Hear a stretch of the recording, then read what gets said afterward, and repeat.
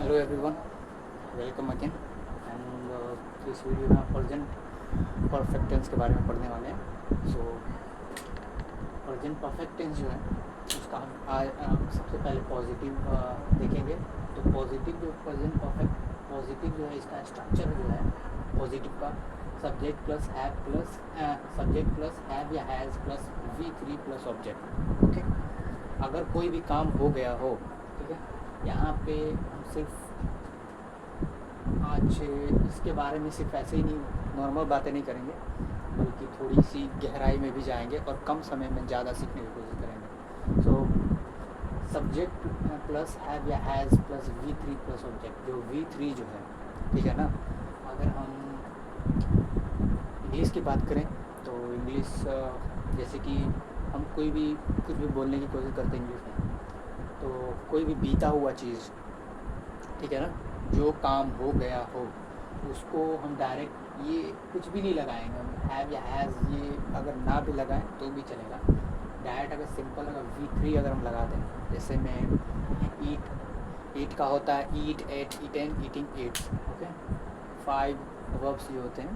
तो eat, ate, eaten, eating, eats. तो eat का जो थर्ड फॉर्म जो है वो ईटेन होता है ना। तो जैसे कि अगर हम बोलें कि मैं खा चुका हूँ या मैंने खा लिया, अगर मुझे बात करने में अगर बोलना है, किसी से मैं बात कर रहा हूँ, बोलना है मैंने खा लिया, तो आई ईटन सिंपल हम बोल सकते हैं। अगर आपको अगर इंग्लिश अगर ऐसे अगर नहीं आती है तो डायरेक्ट एडवांस लेवल पे मैं बोल रहा हूँ, ये एडवांस लेवल हो गया है ना। हैव हैज़ ना लगा करके डायरेक्ट आई ईटन, मैंने खा लिया। ओके, मैं वो जा चुका है, जैसे मुझे बोलना है वो जा चुका है, कोई भी है, अब वो कोई भी हो, किसी के बारे में बोले, अगर हम बोल रहे हैं वो जा चुका है, किसी से हम बात कर रहे हैं, तो क्या बोलेंगे? He went, go, went, go, sorry gone, gone बोलेंगे third form. Okay, he gone.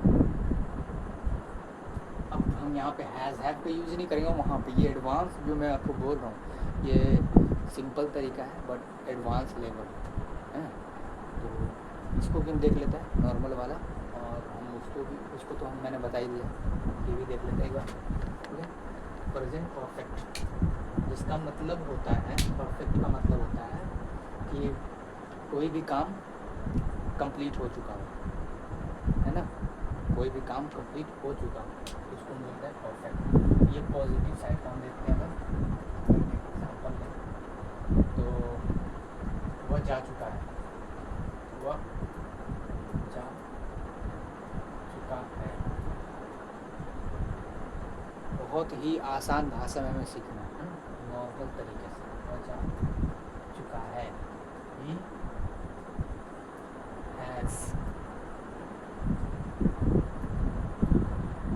Has gone.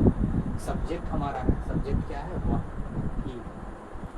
ही का इंग्लिश होता है, वह का इंग्लिश होता है ही के साथ अगर हम हेल्पिंग वर्ब का यूज़ करते हैं तो वो है हैज़, ही हैज़। और V3, he has gone, V3 को जाना का गो होता है, बट हमें V3 यूज़ करना है तो गो। ओके, ये हमारा बन चुका है, कंप्लीट हो गया। अगर हम दूसरा अगर हम देखें, अगर हम इसी का अगर निगेटिव पार्ट अगर हम देख लीजिए, ठीक है, निगेटिव, तो निगेटिव हमारा बन जाएगा जैसे कि पहले दूसरा देख लेते हैं एक और, उसके बाद निगेटिव, दोनों एक ही साथ में देख लेना है ना।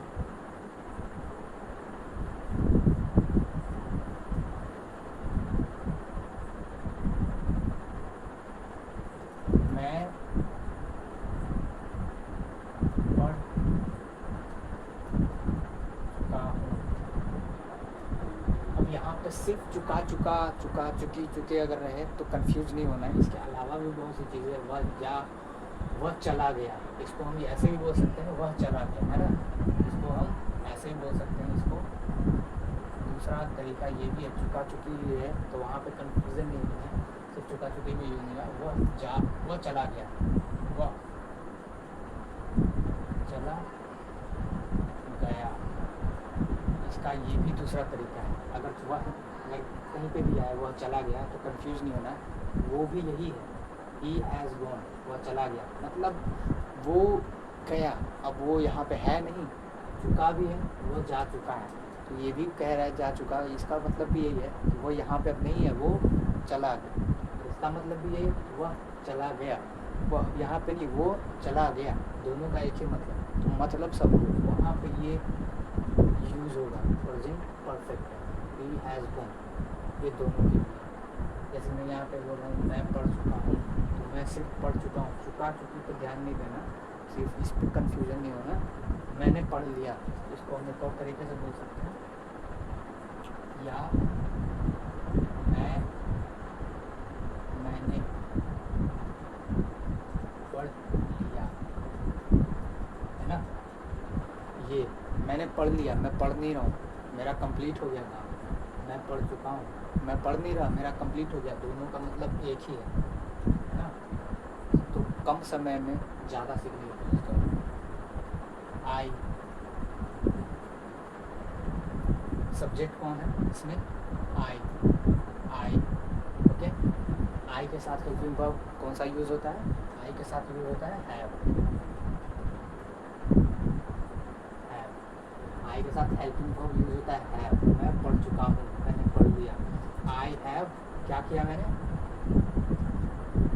पढ़ाई मैंने ख़त्म कर ली, है ना, बाकी नहीं, ख़त्म हो गया।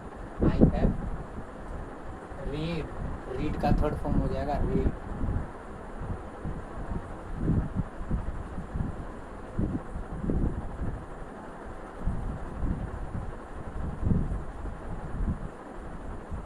ये सेकंड भी हो सकता है, शायद मैं कंफ्यूज हूँ, बट हाँ ये चल जाएगा यहाँ पे। आई हैव रेड, ओके, मैंने पढ़ लिया, आई हैव रेड, ये हमारा कंप्लीट हो गया। अगर हम निगेटिव अगर देखें इसी का, तो हम इसी का देखते हैं, निगेटिव पार्ट अगर हम बनाएं, तो वह चला गया,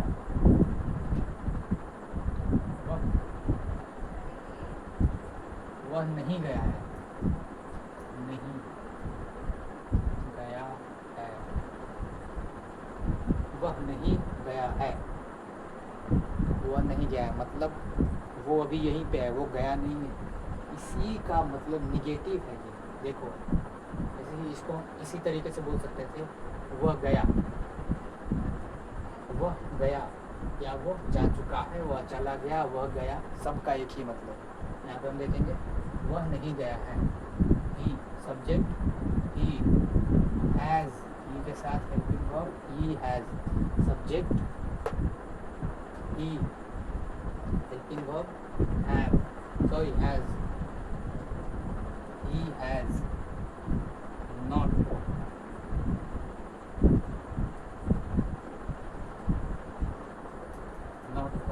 he has not gone, वह नहीं गया है, he has not gone, वह नहीं गया है। मैंने पढ़ लिया है, मैं पढ़ चुका हूँ, मैं नहीं पढ़ा, मैंने नहीं पढ़ा, वो निगेटिव, मैंने नहीं पढ़ा। यहाँ पे देखेंगे मैंने पढ़ लिया, इसी का निगेटिव, मैंने नहीं पढ़ा। तो बस आप जो इसका जो मतलब है, मतलब सिर्फ समझने की कोशिश करो। ये पॉइंट जो की पॉइंट्स होते हैं, छोटे छोटे चीज़ होते हैं, उसको हमें समझने की ज़रूरत है, ठीक है ना। मैं नहीं पढ़ा, जैसे कि अगर मैं बात करूँ इसका, मैं नहीं पढ़ा, तो मेरा भी पढ़ाई ख़त्म नहीं हुआ है ना, मेरा पढ़ाई ख़त्म नहीं हुआ है ना, और ये कंटिन्यू भी नहीं है। मैं बस ये कह रहा हूँ कि मैं नहीं पढ़ा, है ना, मैं पढ़ा ही नहीं, मैं नहीं पढ़ा।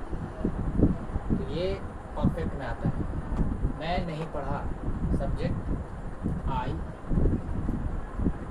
Helping verb have,